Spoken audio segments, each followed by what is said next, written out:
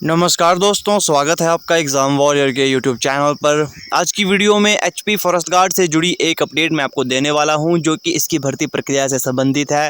High court के द्वारा यहां पर ये कहा गया है कि भर्ती के लिए विज्ञापन, लिखित परीक्षा, साक्षात्कार और नियुक्ति एक ही समय में होगी। अब जैसे मान लीजिए कहीं कहीं पर क्या होता है कि जो साक्षात्कार और नियुक्ति होती है वो अलग अलग, जैसे डिस्ट्रिक्ट की होती है वो अलग अलग दिखाई जाती है। तो इस बार यहाँ पर ऐसा नहीं होगा, एक ही बार यहाँ पर आपके साक्षात्कार और नियुक्ति को समय दिया जाएगा।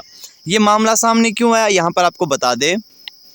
न्यूज़ आर्टिकल में ये कहा गया है कि प्रदेश हाईकोर्ट ने वन रक्षकों की वरीयता सूची के मामले में राज्य सरकार को आदेश दिए हैं कि वह वन रक्षकों की भर्ती एक ही भर्ती प्रक्रिया के तहत करे। मतलब जो भर्ती प्रक्रिया होगी वो एक ही नियम के तहत अब से होगी।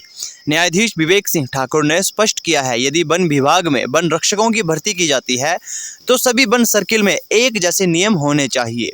पूरे प्रदेश में भर्ती के लिए विज्ञापन, लिखित परीक्षा, साक्षात्कार और परिणाम एक ही समय में नियुक्त होना चाहिए। एक ही दिन सभी को नियुक्ति पत्र दिया जाए ताकि उनकी वरीयता में विरोधाभास ना हो। मतलब कि वही बात यहाँ पर आएगी, जैसे कुछ डिस्ट्रिक्ट का रिजल्ट जल्दी आ जाता है, वहाँ पर डॉक्यूमेंटेशन जल्दी हो जाती है, कुछ डिस्ट्रिक्ट में डॉक्यूमेंटेशन लेट होती है, लेकिन अब ऐसा यहाँ पर नहीं होगा।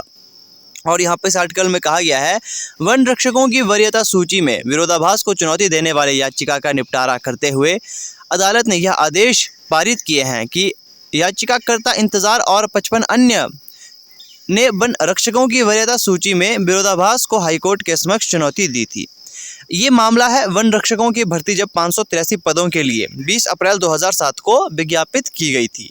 इसके लिए विभाग ने राज्य स्तरीय लिखित परीक्षा ली। लिखित परीक्षा में उत्तीर्ण हुए अभ्यर्थियों का साक्षात्कार सर्किल के आधार पर अलग अलग समय पर लिया गया और इसका जो परिणाम था और जो नियुक्ति हुई वो भी अलग अलग समय में दी गई। इस वरीयता ज्वाइनिंग के आधार पर दर्ज की गई है। मतलब कि जो केस था वो इसी के आधार पर किया गया था। दलील दी गई कि एक ही भर्ती प्रक्रिया से नियुक्त होने वाले वन रक्षकों की वरीयता सूची अलग अलग नहीं हो सकती। अदालत ने दोनों पक्षों की दलीलें सुनने के बाद अपने निर्णय में कहा कि भर्ती एजेंसी साक्षात्कार के लिए अलग अलग बोर्ड गठित कर सकती है, लेकिन उसमें जो भर्ती के नियम होते हैं, जो रूल होते हैं, वो सेम रहने चाहिए।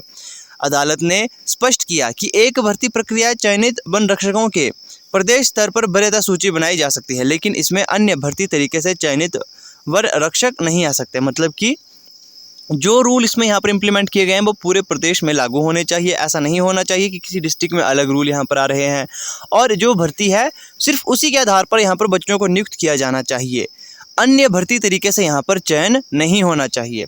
तो ये बात यहाँ पर जो अपडेट है वो है एचपी फॉरेस्ट गार्ड के लिए। अब देखिए यहाँ पर बहुत से बच्चे ये भी पूछ रहे थे कि एचपी फॉरेस्ट गार्ड की भर्ती कब देखने को मिलेगी। तो 2023 से पहले ही आपको देखने को नहीं मिलेगी, लेकिन हाँ जो स्टे हाउस होते हैं उनके लिए यहाँ पर भर्ती काफ़ी जल्द आपको देखने को मिलेगी। लेकिन यहाँ पर ये कहना मुश्किल होगा कि जो नोटिफिकेशन है वो कब तक आपको देखने को मिलेगी, क्योंकि कोड ऑफ कंडक्ट जो आचार संहिता है वो कभी भी लग सकती है। तो इसके आधार पर जो भर्तियाँ होती है वो नहीं होती है ना, ये आप सभी जानते हो।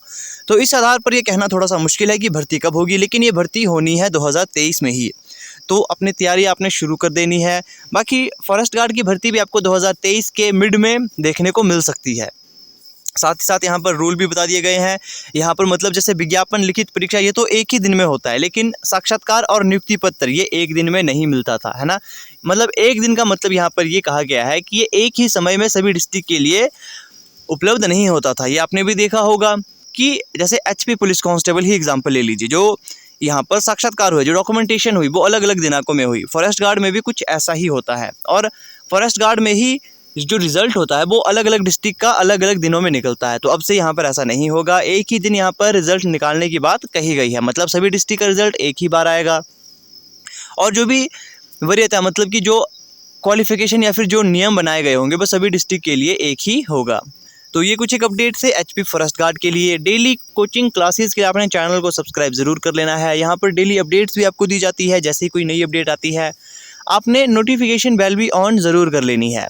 साथ ही साथ बात करते हैं उन बच्चों की जो फॉरेस्ट गार्ड की तैयारी कर रहे हैं। तो आप ये मानकर चलें 2023 मिड या एंड तक नोटिफिकेशन जारी हो जाएगी। आपने अपनी तैयारी पूरी अच्छी तरीके से कर लेनी है, क्योंकि आपको पता है फॉरेस्ट गार्ड में ग्राउंड के साथ साथ रिटर्न में भी अच्छी पकड़ होनी चाहिए। ग्राउंड और रिटर्न दोनों की आपने प्रैक्टिस अच्छी तरीके से कर लेनी है। बाकी ज़्यादा ध्यान आपने किस चीज़ पर देना है, फॉरेस्ट गार्ड में आपने देखा होगा साइंस सेक्शन से ज़्यादा क्वेश्चन पूछे जाते हैं, जीके सेक्शन से कुछ एक ईजी लेवल के क्वेश्चन भी होते हैं जो कि मैथ और रीजनिंग से पूछे जाते हैं। हिंदी और इंग्लिश ग्रामर का पैटर्न पूरी तरह से बदल चुका है, आपने देखा होगा एचपी पुलिस कांस्टेबल में ही लेवल किस प्रकार से अब यहाँ पर इंक्रीज़ हो रहा है। एक समय ऐसा था कि हिंदी और इंग्लिश ग्रामर अगर आप तैयार ना करें तो भी आपके उसमें नंबर आ जाते थे, लेकिन अब नंबर लेना उनमें भी मुश्किल हो चुका है। तो आपने अपनी तैयारी पर ज़्यादा ध्यान देना है। तो जैसे ही कोई और अपडेट आता है एचपी फॉरेस्ट गार्ड के रिगार्डिंग मैं आपको बता दूंगा। आते हैं आपसे नेक्स्ट वीडियो में।